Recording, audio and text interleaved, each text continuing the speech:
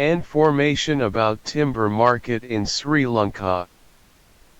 I can provide you with some general information about the timber market in Sri Lanka based on available data up to my knowledge cut-off of 2021.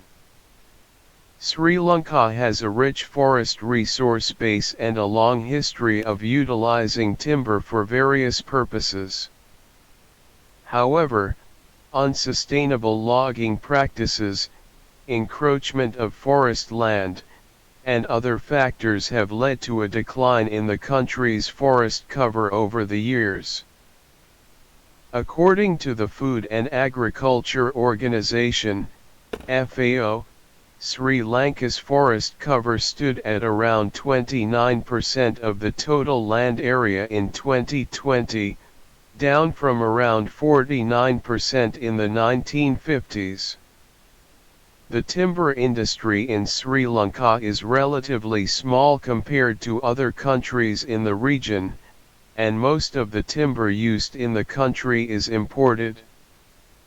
The country has a ban on the export of timber logs, which was imposed in 1995 to conserve the country's forests. However, processed timber products such as sawn timber, plywood, and particle board can be exported. According to a report by the Sri Lanka Timber Exporters Association, the country's timber exports generated around $14.7 million in revenue in 2020.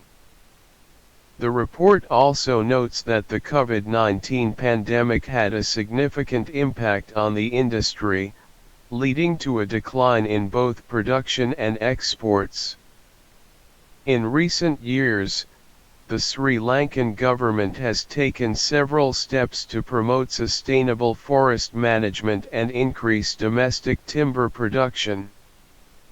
These efforts include the establishment of forest plantations, the promotion of community-based forest management, and the introduction of stricter regulations to combat illegal logging and timber trade.